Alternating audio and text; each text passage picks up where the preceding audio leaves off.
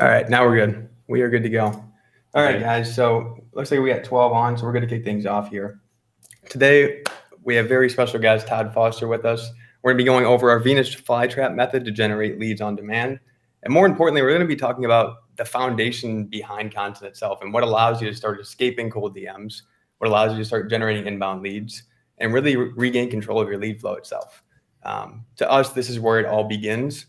And that's what we're going to be diving into today. So we're going to be having a laid back conversation, kind of going over what we see in the space, where we feel people are missing out on this, how to start implementing and deploying this, and how to start taking advantage of this method itself. Kind of kicking things off as well. For those of you that don't know, Todd is now our content and copywriting coach inside our Six-Figure Accelerator program. Todd and I have had, I'm trying to think, when did we even first meet? I think it was like midway through last year. Probably earlier than that even. I wasn't too long after I joined SAA, so it would have been January, February-ish.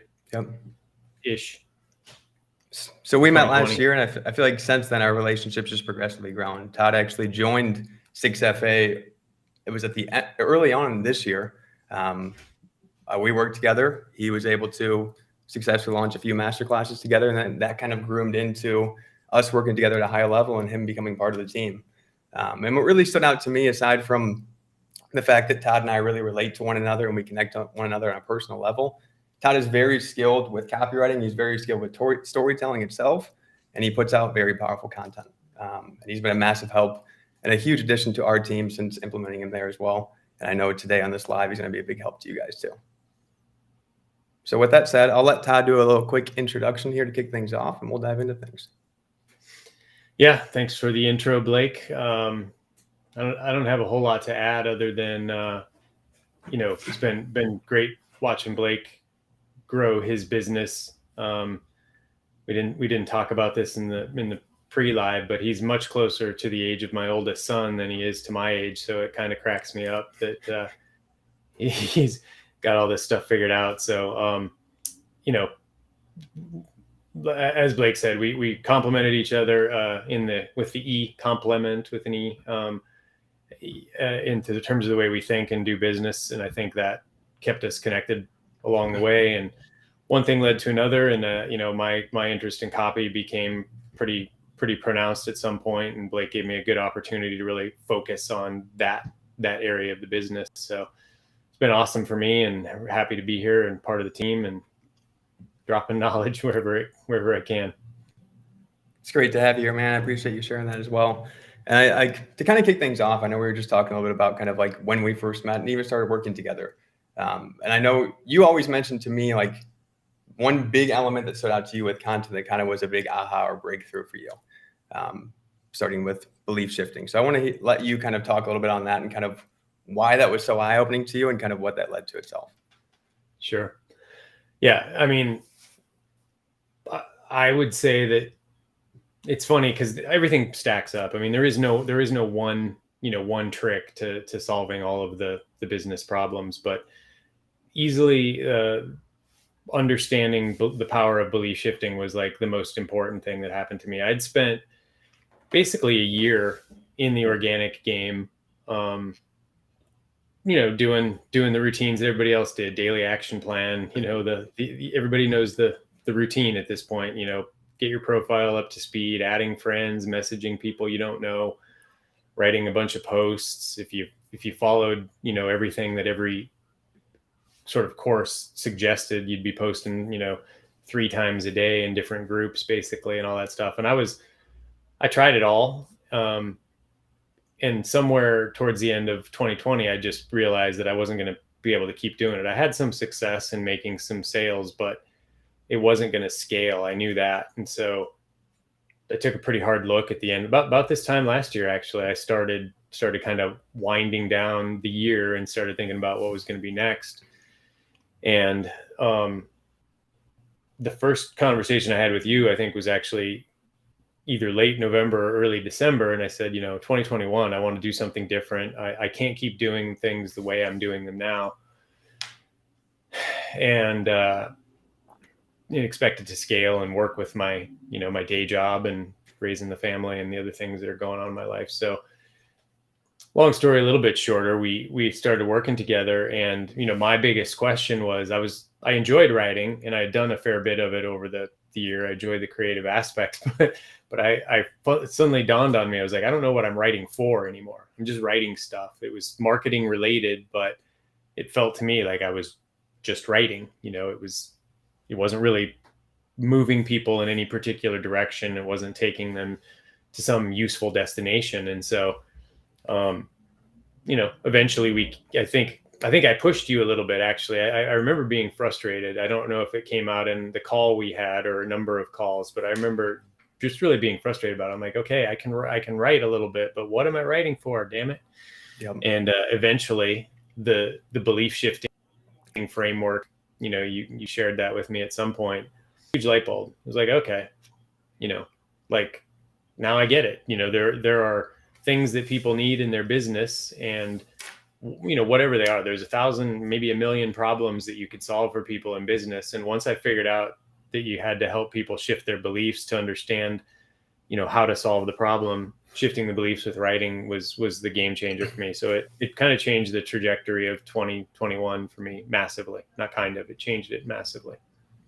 I think you made some golden points with that too. And I think this kind of brings up, like, or at least I see a lot of people struggle with content and just the process in general. You talk about the daily action plan and showing up and doing the normal daily action plan of Facebook organic. And to me, I think a lot of people stick to that and do it religiously, but a lot of times they're just kind of doing things on the surface, doing surface level things that aren't actually moving the needle. And I think just like what you said as well, when we're not in alignment with our content and we don't know what our content's connecting to, it becomes very difficult for us to actually go out and put out content that is purposeful. Exactly. And I think that all comes back to, like, getting clear on what you're selling and how that connects to your content itself. But really starting to step back. And I think it also comes down to not focusing on selling within your content. Because I think many times we're kind of in two modes, where we're either just putting out value posts because we think value is going to be the way to sell, or we're going into putting out posts with one objective in mind, and that's to make sales. And to me, that's ends up leading to you not really being able to effectively build your brand, build an audience, and build a following, because there's no real strategic process behind it itself. Yeah, 100% agree. And I think you touched on the evolution of that thought too. Once you have the belief shifting concepts down, part two of it for me was being really strongly connected with the offer that I was promoting, so that you knew which beliefs you needed to shift and for what purpose, so that you could ultimately drive people to that purpose. The people that are interested in solving that problem the way that you solve it, opened up everything. So those are the two keys for me: belief shifting and being well connected to the offer that you're promoting. Super, super important. And we're going to touch more on belief shifting here as we dive into the training today. But I think to start, let's kind of focus on talking about, like, what's the purpose of content? And Todd, I want you to share a little bit on what you feel is the core purpose of content itself. Yeah, it's funny. I mean, I've done a course on this. I think about it all the time. I write about it a lot, and I will start by saying, I don't know. And then I'll follow it up by saying, I think there's a couple ways to think about it. In the end, I do think belief shifting is ultimately the marketing purpose. If you're a marketer, you want to shift beliefs. But in addition to that, when you're doing social media selling, I think the other key thing is really to develop that know, like, and trust factor. In the end, you want to be able to demonstrate that you are someone who's going to show up regularly, who's ahead of whoever your leads are following you, somebody that people like, trust, and that they can trust you to lead them to the transformation that they're looking for. I think I might have wrote those words today on my post, but really that's it. You're trying to present yourself as a leader of transformation. So that's my short version, I guess. 100% in alignment with that. I think the foundation of it all is obviously that KLT, know, like, trust. And I know we've chatted on this before, and I think this may be an aha for many of you here, but I think in the beginning, we want so badly to make sales. We want so badly to grow. And I think we lose sight of the big picture behind what the purpose of content is itself. At the end of the day, our content we're putting out content daily to build that know, like, trust factor, to get people to understand us and know us, and to get them to see how we can benefit them and help them. And it also allows us to build a connection with the people in our audience itself by being us. And I think a lot of times we set expectations internally within our head that we have to be a certain way within our content to get a certain result. And we lose sight of the fact of this big picture itself. The fact that in order to build know, like, trust, we have to be in alignment with us. We have to be putting out content that aligns with where we're at in our journey. You don't have to be making 10K or making 20K or putting out posts that show you make that amount. You have to be in alignment with you. And I think the more that we can find that inner alignment with ourselves, the more we're able to tap into actually telling powerful stories about our journey itself. Yeah. And you reminded me of one other thing too, in terms of like the purpose, and maybe this is the connection to the know, like, and trust, but making an emotional connection with your audience is like the simplest way to put it. You know, for me, I've seen a lot lately where, you know, people think of value as providing a list of things to do or not to do, you know, start doing this, stop doing that. And that's okay. Sometimes it's, you know, it can be useful, but I feel like in the end, people can get those lists in a lot of different places on the internet. And so in the end, you want to make something unique, authentic, you know, people, some kind of emotion. If you can make people laugh, if you can make them angry, you know, whatever, but something that makes, gets an emotional reaction is much more likely to stick with people for the long run, and actually attract them to you and your way in the long run. Really, really golden point. I think that's another area that I see pop out as well. Like within value posts, it's always like, do this, then your daily action plan, or do that. And it's a lot of times people are telling people what to do. And early on, I did the same thing as well. When I was first getting started with content, like it was difficult to start actually getting to the point where you're publishing, but then kind of getting that strategy behind it. Totally. And I'm of the mindset of, if you decided today that if you were going to put out a piece of content every day for the next year, your life would completely transform. Even if you really had no knowledge on the purpose of content or what content's there for, if you go out and publish every day for a year, your mindset behind content and your life as a whole will transform, because it's going to open up a lot of opportunities and open up a lot of breakthroughs as well. But I think the biggest thing that we've chatted on before that I think many people lose sight on is, especially early on, for those of you looking to get your business off the ground and become more of a leader within your space, try not to become the leader for hundreds and hundreds of people, and focus on more becoming a trusted advisor for a select few people. And focus on writing that content towards those select few people rather than writing it towards everyone. Definitely. You just said something that I thought it was around the publishing every day. Went in and out, but the one thing I will say, I totally agree. That's what it was.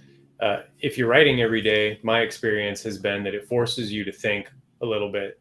And ultimately it forces you to clarify your own thoughts about how you do business, what's good about business, what's bad, you know, whatever it is, you'll refine your own thinking, which in the end is what I think separates the followers from the leaders, is people who have their own way of thinking about things and can express it and share it with their audience. You hit the nail on the head there. And that comes back to what we just mentioned too, about in value posts, just telling people what to do. One of the biggest ahas for me with content was making the switch from feeling like I had to tell people how to do things, and switching to more so thinking about, how can I tell people how I think about how I do things? Right. And that's where you can start to tell stories about how you do things, your mindset behind it, connected to other elements of your business.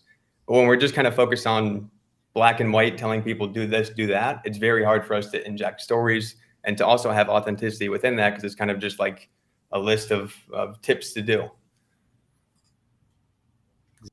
Exactly. So as we kind of continue on here with this live and talk deeper, for those of you watching now, let me know in the comments below kind of any questions you have on content, how you feel towards content right now. Is it something that you enjoy doing? Is it something that you feel maybe a little bit misaligned doing itself? Be as authentic and genuine as you can. We're going to be up here telling you our honest perspectives and our honest experiences. And the more that you guys can be honest with us in the comments and let us know what's going on internally for you guys with content, the more we can help you.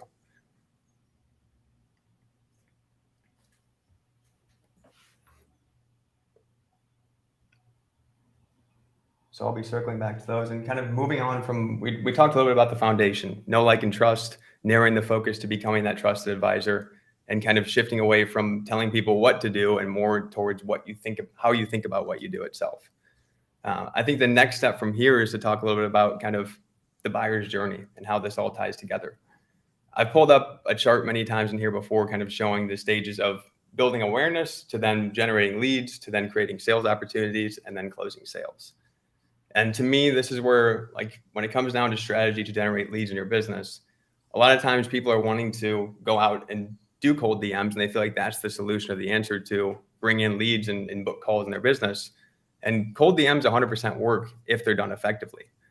But the big thing to me that needs to be spoken on and thought about as well is the fact that when we're sending out cold DMs, it's like, me and Todd were just talking about this yesterday. It's literally like a door-to-door salesman going and randomly showing up to your door, knocking on your door, trying to sell you something.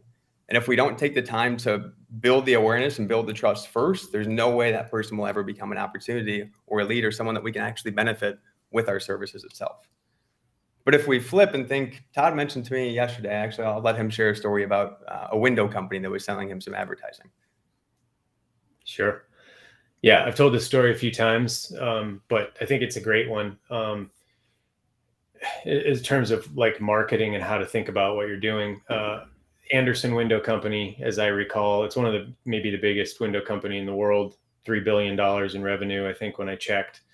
And windows aren't the most exciting thing I can think of to be selling or buying, for that matter. But every spring and fall, they send me an advertisement, and they've kind some special deal running. It's seasonal thing that basically says, get your windows for a discounted price for some, kind of short period of time. And the house that I'm in now has great windows, which is a strange thing to even know, but it's got good windows.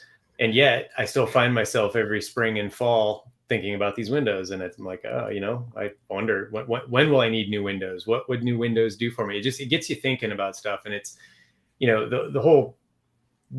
the main purpose of that story for me mostly is to say, you can take anything and make it interesting, and you can provide motivation for people to take action.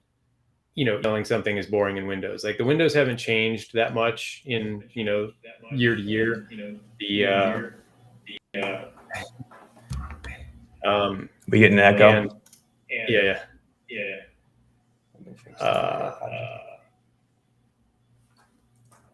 I'll pause for one.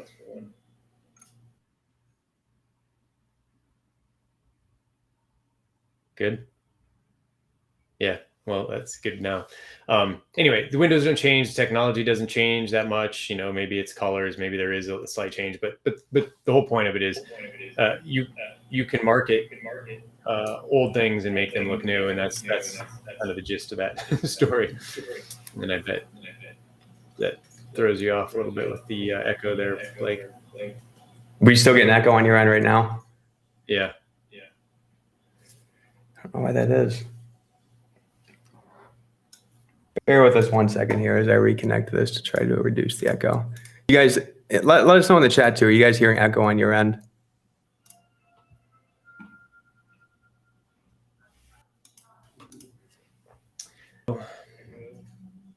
Yep. Still echo? Yep. Users are hearing it. Listeners.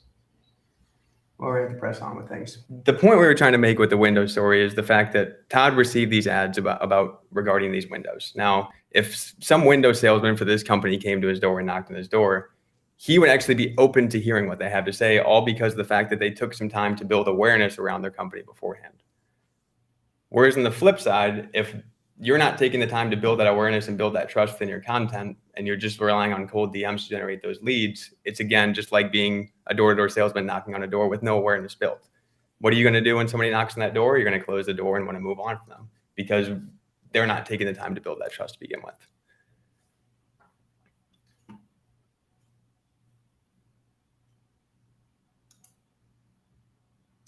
with. Are you still getting echo? Are we still echoing? Yeah, it's still there, but it's not so bad.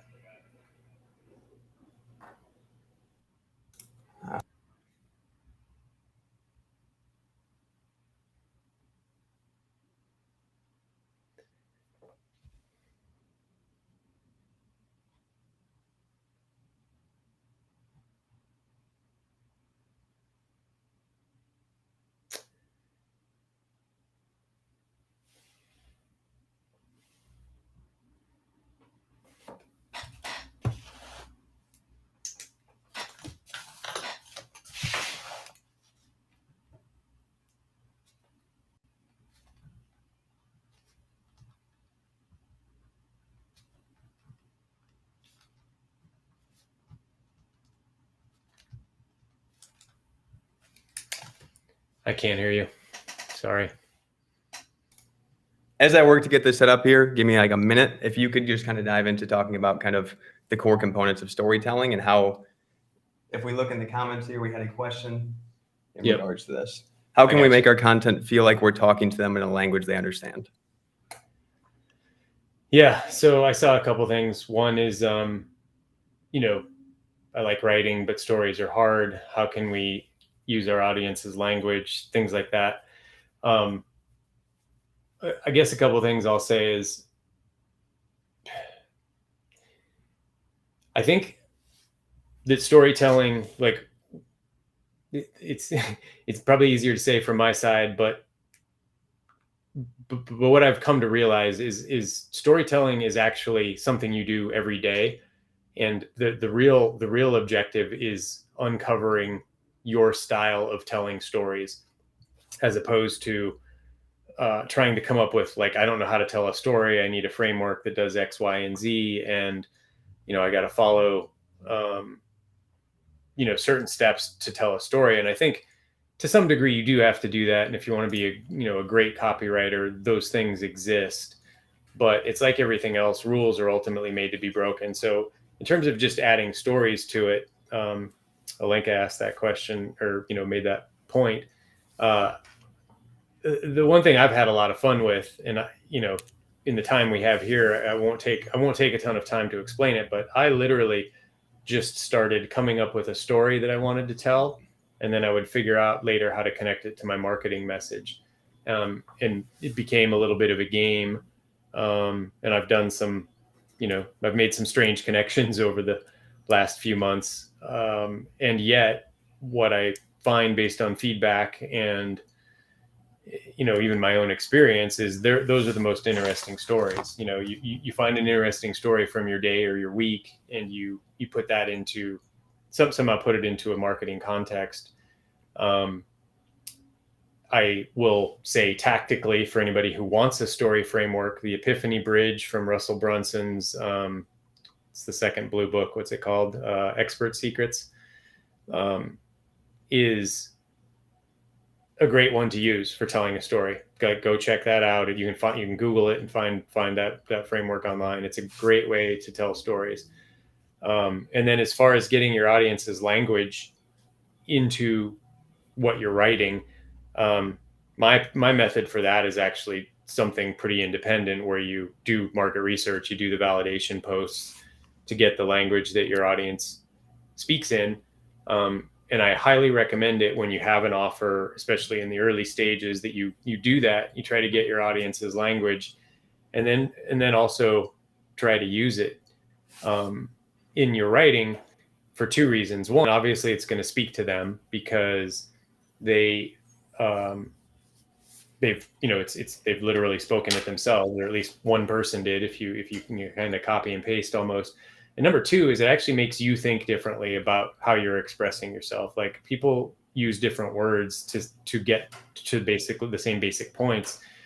But if you keep using your same words over and over, you're kind of it's just a little bit narrower approach. Whereas if you expand it to include the words that your audience uses, I think you're going to be much better off in terms of connecting with them. And again, in the end, you want to make an emotional connection with people. And present yourself as someone who can lead them to the transformation they're looking for. So looks like the echo's dead, and I'll take a breath there, Blake. Yep, we're good now. We're all good and all set. So apologize on that, but I think really good points in regards to storytelling. I think that's where, as you continue to develop with content, the more we can understand who we're speaking to and take time to actually understand who our ideal client is itself and know the intricate details of that, the more effortless it is for us to speak to those people, because we show them and we have an understanding of them. And to me, I think the more that we can show our audience how well we know them, how well we know what they're struggling with, how well we know what they want, the more we stand out to them, because we're that leader in the space that is showing them that we have that clear understanding of them itself and where they're at in the journey. Definitely. I'm going to pause here and answer another quick question. I see a few more coming in. So as you guys have more questions with what we're talking about today, feel free to drop them in. I want to make sure that we're taking some time to answer those here on the live as well. Daisy asked, can you speak on creating free lead magnets versus not creating a following of freebie seekers? I know you add anchors in your content, but want to hear your perspectives. So Daisy, with this, are you kind of asking like, is it beneficial to create free lead magnets and put those out within your content? And you're kind of thinking along the lines of like, how can we do that without attracting freebie seekers itself? Just to make sure that I'm clear on that.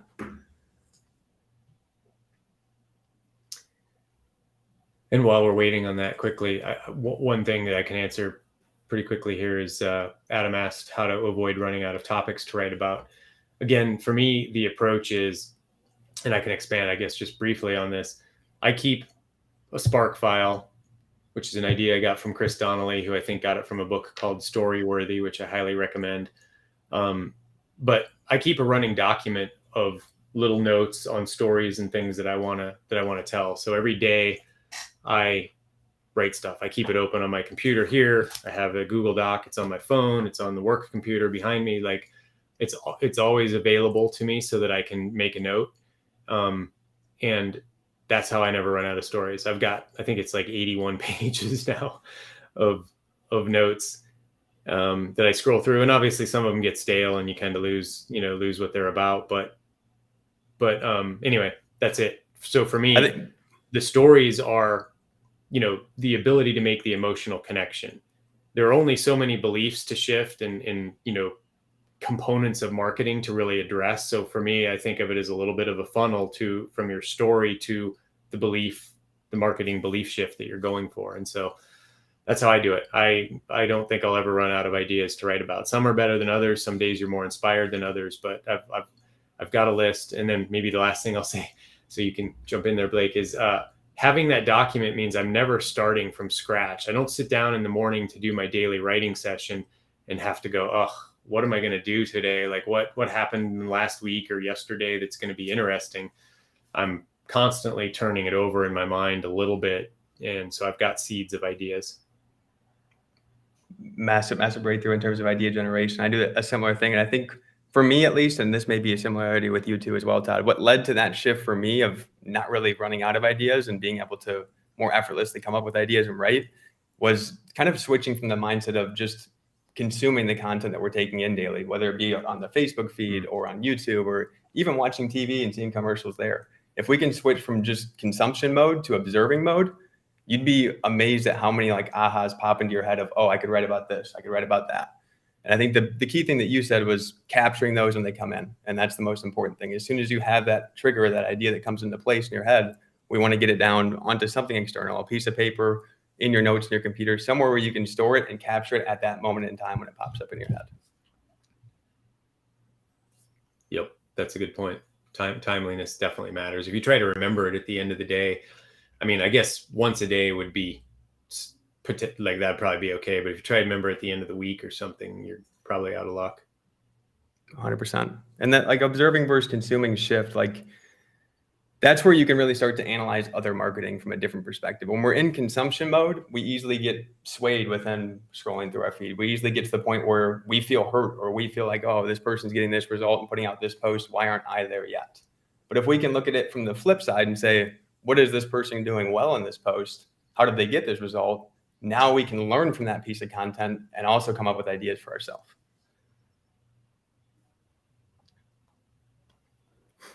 Now I'm going to circle back to Toki's question. Daisy's question, I'm sorry. I saw Toki's come up as well, and we'll chat more on that one next. Daisy asked regarding free lead magnets and kind of like the process behind putting these out without just filling up your audience with freebie seekers. And to me, I kind of look at it, I guess, in two different ways. Like some people are against putting out any free stuff. Some people are all for just only putting out free stuff. To me, I put out a variety of both. Now, with all the free things that I put out, it doesn't mean that I'm expecting every time to get a bunch of qualified leads off those free things. I know that if it's a short form Facebook post in a colored background, and I said I came out with a new guide on this, there's nothing within that short form post to filter out the people that we want because it's just an attractive headline. You're going to get comments from everyone on it. If it's a longer form post where we start to talk more about the type of people that we like to work with or the type of traits that we're looking for, we're able to put in what we call anchors in your content to start to filter out and attract less freebie seekers itself. But to me, the point of those free things that we're giving out, aside from bringing in interest and creating easier conversations, is also to build more trust. By getting that free thing in their hand, you're standing out to them. You're starting to become a leader in their mind. And to me, it's even more beneficial for you guys that are, for those of you that are below 10K months, if you can provide some real free value, that's going to stand out to your audience itself. It's going to make you be portrayed as a leader and see that you're going above and beyond to provide resources to benefit them.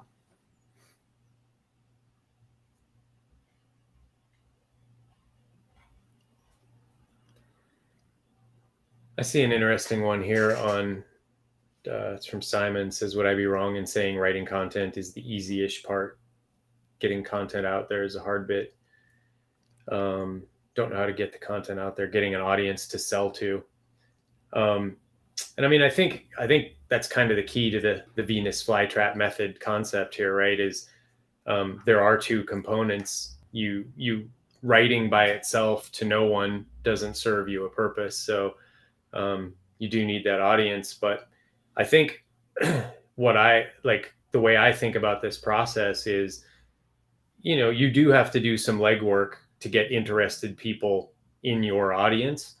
But after a certain point, once you've done some of that hard hunting, if you've been doing a good job with your content of being an authentic leader, I guess to keep it simple, they start to self-select. The people who like what you do, the way you do it, present themselves to you, as opposed to you having to go knock down their door, you know, to get interest and to make a sale. I mean, obviously there's a little bit of a simplification there, but I could not overemphasize, for me, the value of consistent writing. And, you know, again, to simplify it, it's the leadership. It's having your own thoughts about how it all works, you know, what good looks like and all that sort of thing, and presenting it to people in a way that they care about, will make the audience come to you, trust you, know, like, trust, all that stuff. And so, you know, you can't have one without the other, but they can, you know, content can greatly influence it. And, you know, the takeaway for me this year is starting roughly in April, where I kind of had that, I was starting to dial it in to today. Man, I couldn't be more thankful for how it's worked. I still can't believe people come to me to buy stuff, you know, like I'm still surprised by that every time it happens. But that you can get there. I think, you know, if you follow this approach, it can be done. 100%. I think what you just mentioned there too, with the whole Venus flytrap thing, is the point is you were consistent for a period of time where you built a select number of people in your audience that associated with you, that wanted to be associated with you, that trusted you, and that wanted to work with you. Whereas if we go into building our audience in the mindset of, I just want people to sell to, although that's kind of the end goal, is to have an audience of people to make sales from, I think the mindset is not to have that going into it. The mindset is, I need to build an audience of people that trust me first. And if we can build an audience of people that trust us first, this is when we can create that Venus flytrap. We can go out and put out that powerful lead gen post that's speaking to our ideal clients that a bunch of people comment on and want, because of all the touch points that have happened before that have led to that point. But if we're just constantly putting out right hooks and just value posts, spelling things out and constantly asking for offers, there's nothing really that's leading to an influx of people to come to you, because you're not breaking down beliefs over time. So I think the biggest thing is to flip away from the fact that I just need to put out one post and I can make 10 grand. Although that can happen, although I've done that many times, it wasn't just that one single post that did that. It was a conglomeration of many posts before that led to the tipping point of that itself. Yeah, I think, you know, we've talked about this a few times over the last few days, even. Couldn't overstate that enough. I mean, and it could almost be simply boiled down to, if you're writing a post to sell, you're wrong. Like, if that is the primary purpose of your post, 99 times out of 100, you're doing the wrong thing. You need to somehow make this emotional connection, establish leadership, solve a problem, something along those lines needs to be the objective. And for me, I landed on shift beliefs, which kind of can encompass all of those things, but almost never to make a sale. In fact, if you look, for those who followed my stuff a little more closely, I've done I guess technically 4 offers this year. I don't think I ever put out what you would call a traditional offer post. I might have in the earlier ones, but I never really put out here's the 47 things you're going to get with this dollar value and the discount is this. Like, I don't do that, even when I'm trying to sell. So there are lots of ways to do it. You definitely can do that. Nothing necessarily wrong with it. But I guess my point is it can be done without, the explicit purpose of making a sale. Again, it comes down to like this expression of neediness when you do that. If you're trying hard to make a sale, you're almost certainly going to be repelling your audience. 100%. If there's one thing that I want you guys to walk away from this live, it's this point right here. We've talked about the core components of this authentic attraction with storytelling, with knowing your audience and shifting beliefs. And right now we're talking about is the difference between selling versus serving. Whether it be our content or whether it be our conversations, if we go into it with the mindset of I'm expecting to make a sale or I need to make a sale, usually the opposite will happen. But if we go into it with the mindset of I'm here to serve these people, same with our messenger conversations with that serving mindset, everything shifts. Things become more natural, things become more comfortable, and it's easier for you to actually enjoy it because you're doing it from an authentic standpoint, not from a standpoint with just an outcome tied to it itself.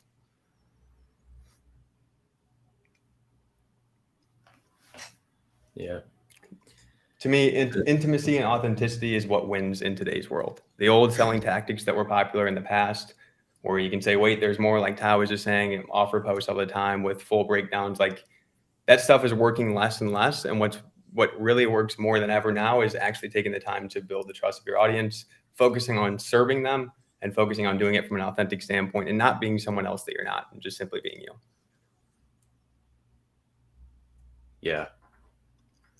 Yeah, and Chelsea just said I've done exactly one offer post and it flopped, and I didn't like the way it made me feel. And I think she's really echoing that point. I've done a few in my past. I didn't do them in this year much, but I know the pain. I've definitely put out those posts and had literally no one respond, and it's part of the growing pain. I think it's fine to go through that, but I think once you put it out there and see what the reaction is, you'll want to look to find a better way. Yeah, I think Chelsea made a great point there. And I think along with it as well, like to me, it's okay to periodically put out those offer posts and even posts where you have that full breakdown. Obviously, you're going to do it at a very minimal scale and not super often. But the biggest thing is not going into it when you hit that publish button, expecting an outcome, expecting engagement, expecting sales.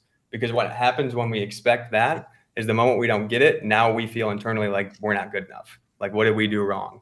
Like our audience doesn't like us. And that leads to us entering conversations differently. It leads to us publishing content for the rest of that week with a different mindset itself and really just becoming out of alignment with who we are itself. Yep. Once we can get to the point where we can disconnect from the result and just simply focus on the process and have a clear understanding of how that process all connects and ties together, things become so much more fun and enjoyable. And the results also become much more easier for you to grow. Like it's weird how it works. Like you think I would make more sales if I focused more on selling, but it's usually the opposite, all because of the feeling that it leads to, the way that it makes us feel internally. And the fact that we're trying to create validation for ourselves. And if we're not seeing that and that response with engagement or comments, it makes us feel like we're not good enough, but that's not the case. Yeah, that's good stuff. This could take me way off track, but I will say,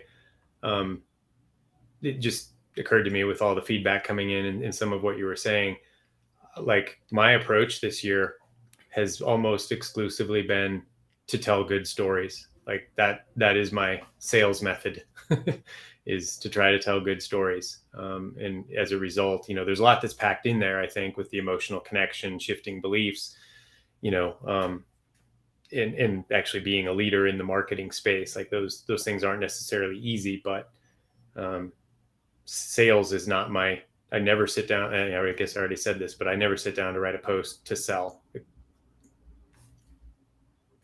100%. Same goes with conversations. And to me, that's one of the two reasons why we never actually see the results we want come to life within our conversations or within our content, all because we're tying our self-worth to an ulterior motive in mind of what we want the outcome to be itself. And when we can disconnect from that and just show up and do it authentically, results will come from that. And I think this also led within the Post to Close workshop. For those of you that have been kind of seeing posts the last couple of weeks, we're doing a relaunch here to 2.0 here in the coming weeks, and that's going to be opening up. And right now the wait list is open. Now, when we originally opened that up, this workshop, being that it's called Post to Close, was focused on lead gen posts, sharing my top 4 post frameworks that I use regularly to generate an influx of leads and an influx of sales within my business.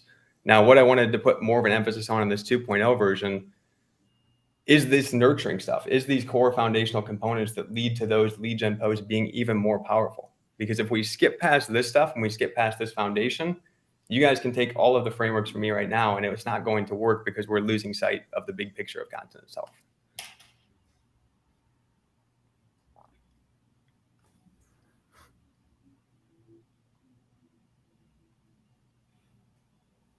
Just catching up on comments here.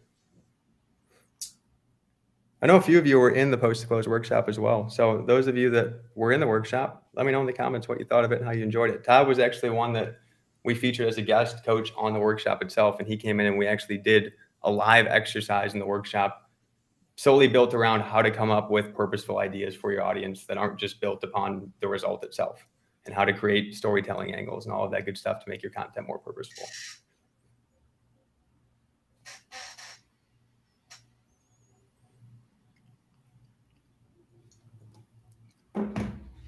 The more we dial in this stuff that we're talking about today, the more we get this content ecosystem in place, the easier our conversations come, because all of these beliefs that we're shifting, all of these jabs we're putting out within our content, they all build up to the point where once we enter the conversation with those people, their beliefs are already shifted. They already know that they want something from you. They already know they want to work with you. And it's basically pre-selling them within the content itself. But again, there's a fine line between the mindset behind it. We don't want to look at it as though we're selling. We want to look at it as though we're serving. And we can flip to that, big things happen.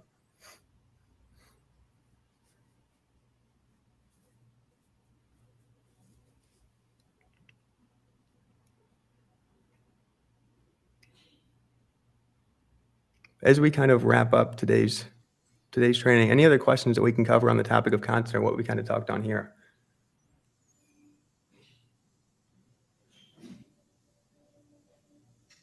Appreciate the comment, Daisy. For those of you that have not heard about the Post to Close workshop or weren't a part of the last group with 2.0 coming, if you would like to join the waitlist, comment #waitlist below and we'll get you the link to register for that so you're the first to know when it releases. But Todd is actually going to be also including some additional guest trainings inside 2.0, one being specifically built around his storytelling framework that we haven't revealed before. So that will be within the training as well. And then I'm going to be also adding in basically a breakdown on all of these nurture post types, a breakdown on how to put out belief shifting content, an idea generation exercise for belief shifting posts, and really kind of putting the focus not just on those lead gen posts, but also around these foundational posts that make those lead gen posts even more powerful.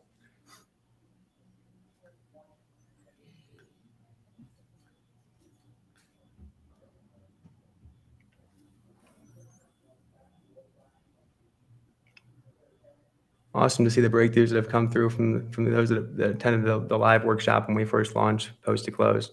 Appreciate you guys sharing that. I appreciate everyone that jumped on today. I apologize for the slight interruption here midway through, but I think the real gold and what we wanted to mainly talk about in this interview has come in these last 20 minutes here. And that's really just kind of the mindset shift towards the purpose behind what we're doing here with Publishing Daily.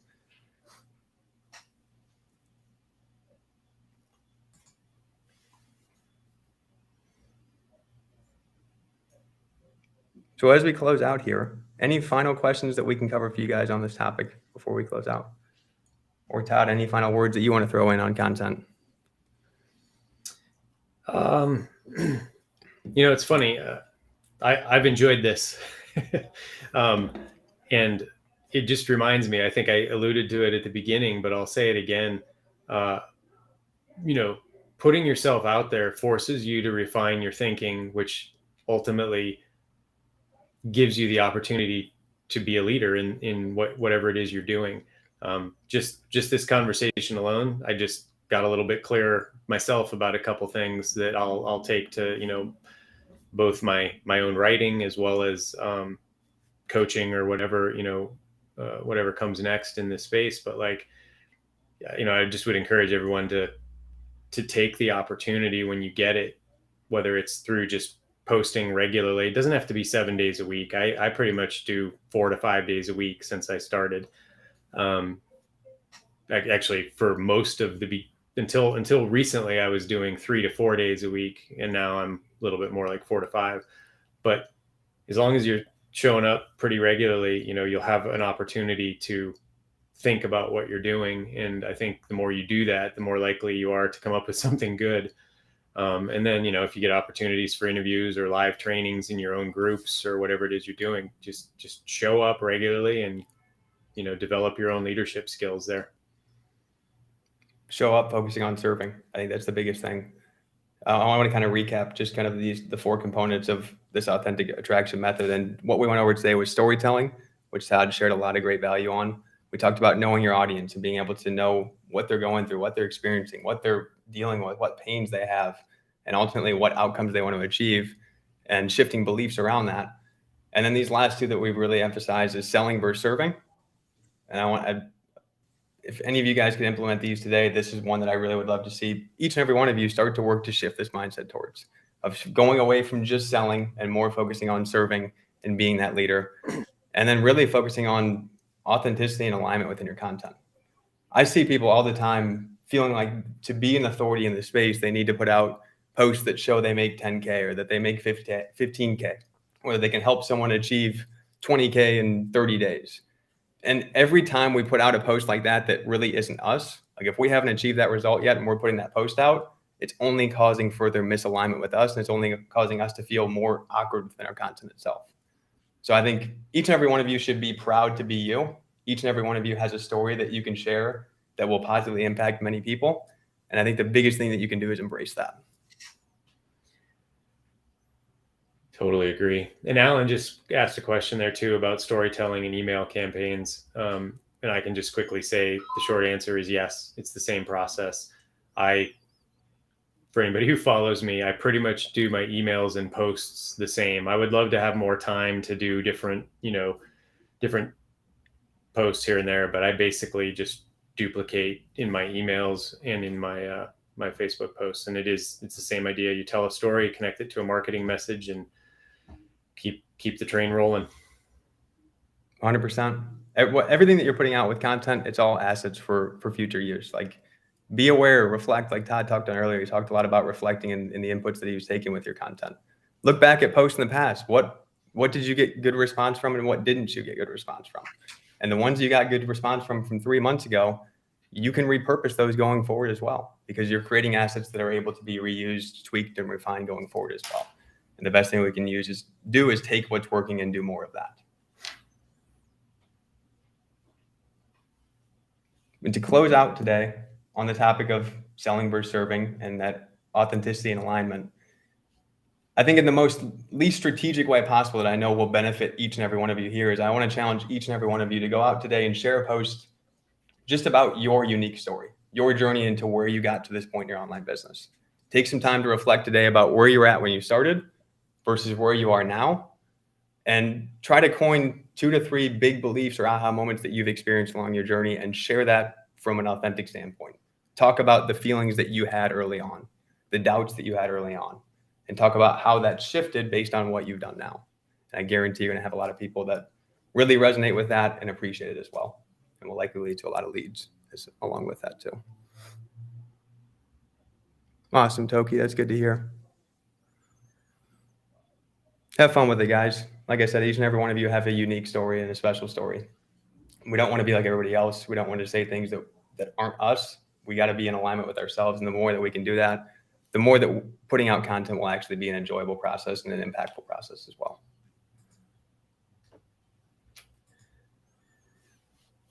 Amen. All right, guys, we will close out on that note. Again, for those watching that want to join the Post to Close 2.0 waitlist, comment waitlist below, and I will link you on that to sign up. I'll also drop that in the comments below as well. But again, I appreciate each and every one of you that hopped on today for this training. Those of you that share that why post today, I want to see it. So drop a hashtag within that post at the bottom with hashtag unleashed. And I'm going to look up that hashtag this afternoon and look to see who shared that post. And along with that, if you guys want to share the link to the post directly on this live, we'll come back and circle back and check them out as well. And that way all of us can show some love on it and hear your story along with that. Cool. All right, guys. Thanks again for hopping on. Hope you all have a fantastic rest of your day, and we will chat soon. Bye all. Thank you. See you guys.